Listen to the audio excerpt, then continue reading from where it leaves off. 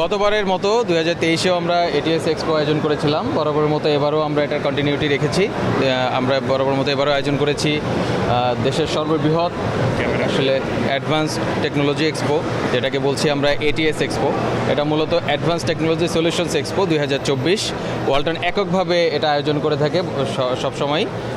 তো গত বছরের মতো এবারও আমরা ব্যাপক সাড়া পেয়েছি। আসলে বিষয়টা যেটা হয়, ধরেন আপনারা জানেন যে ওয়ালটন ফিনিশড গুডস প্রোডাকশনে লাইক ফ্রিজ, টিভি, এসি সহ home appliance, kitchen appliance, lift, oven, washing machine, এই ধরনের যে হোম অ্যাপ্লায়েন্স প্রোডাক্টগুলো আছে সেই ধরনের প্রোডাক্টগুলো উৎপাদনের পাশাপাশি আমাদের কিন্তু বিশাল একটা আলাদা সক্ষমতার জায়গা রয়েছে, যেটা আমরা অনেকেই হয়তো জানতাম না বা এটা গেস করতে পারতাম না যে ওয়ালটন এত বড়।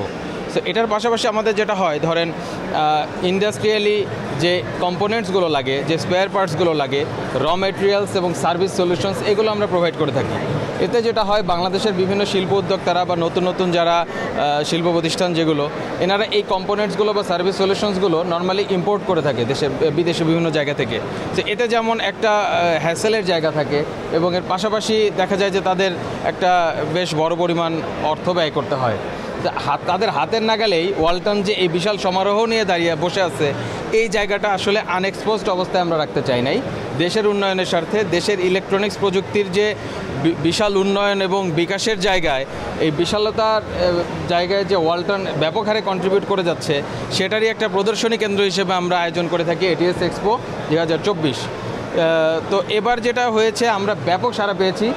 অনেক দেশ বিদেশ থেকে অনেক গুণী ব্যক্তিবর্গ এসেছেন, তারা আমাদেরকে বিশেষভাবে সুপরামর্শ দিয়েছেন।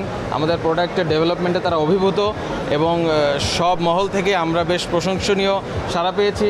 আমরা অনেক অর্ডার পেয়েছি আমাদের এখানে, এবং আমাদের যে উদ্দেশ্যটা যে আমরা দেশীয় শিল্পের বিকাশে এটা মানে উল্লেখযোগ্য একটা অবদান রাখতে চাই, সবাইকে হেল্প করতে চাই, যে সবাই এক ওয়ালটন না, সবাই ইলেকট্রনিক্স শিল্পে বাংলাদেশকে একটা সুউচ্চ জায়গায় নিয়ে যাক।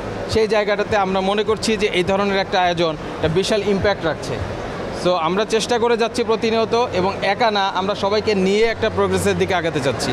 এবং শুধু দেশে না, বিদেশেও আমাদের এই প্রোডাক্টের যে এই টেকনোলজিক্যাল যে অ্যাডভান্সমেন্ট, সেটাকে আমরা ছড়িয়ে দিতে সর্বোচ্চ চেষ্টা করে যাচ্ছি। এবং আপনারা জেনে থাকবেন যে ওয়ালটন সবসময় বিদ্যুৎ সাশ্রয়ী এবং পরিবেশ বান্ধব প্রোডাক্ট উৎপাদনের ক্ষেত্রে সর্বদা চেষ্টা করে যায়, এবং এজন্য আমাদের জাতীয় পরিবেশ পুরস্কার সহ এ ধরনের অনেক কমপ্লায়েন্স রিলেটেড অ্যাওয়ার্ডস রয়েছে আমাদের। এবং সব ধরনের যে টেকনোলজিক্যাল অ্যাডভান্সমেন্ট রিলেটেড যে অ্যাওয়ার্ডসমূহ, সেগুলো প্রতি বছরই বরাবরের মতো আমরা পেয়ে থাকি। এবং এই জায়গাগুলোতে আমাদের নো কম্প্রোমাইজ থিওরিতে আমরা চলি। আমাদের আছে বিশাল অ্যাডভান্সড একটা R&D ডিপার্টমেন্ট, যারা প্রতিনিয়ত রিসার্চ এবং ডেভেলপমেন্টের মাধ্যমে আমাদের প্রোডাক্টগুলোকে প্রতিনিয়ত কিভাবে আপনাদের জন্য ভালো করা যায়, উন্নয়ন যে টেকনোলজিক্যাল যে ডেভেলপমেন্ট করা যায়, সেটা নিয়ে সর্বদা তারা কাজ করে যাচ্ছে। এবং আমাদের শুধু দেশীয় ইঞ্জিনিয়ার না, আমাদের সাথে রয়েছে বিদেশের অনেক এক্সপার্ট ইঞ্জিনিয়ার, যারা আমাদের সাথে সবসময় এগুলো নিয়ে টাচে আছেন।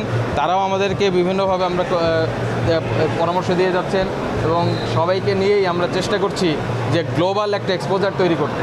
আজকে ওয়ালটনের এই প্রোডাক্টস, সলিউশনস অ্যান্ড কম্পোনেন্টস, এগুলো 40টিরও বেশি দেশে আমরা প্রতিনিয়ত রপ্তানি করে যাচ্ছি। তো এটা কিন্তু একটা বিশাল অ্যাচিভমেন্ট বাংলাদেশের জন্য।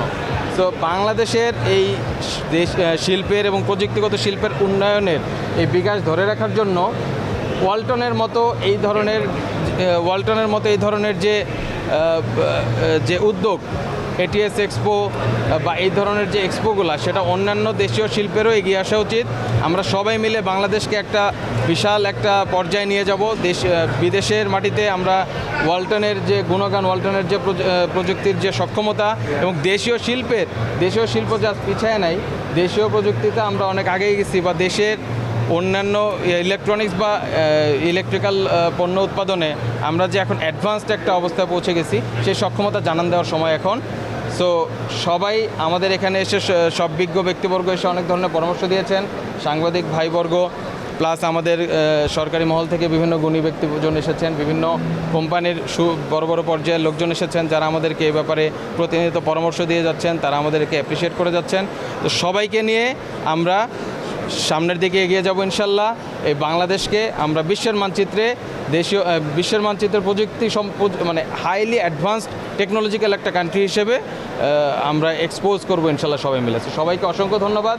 সবাই ওয়ালটনের পাশে থাকবেন। সবাইকে বিশেষভাবে ধন্যবাদ। Thank you.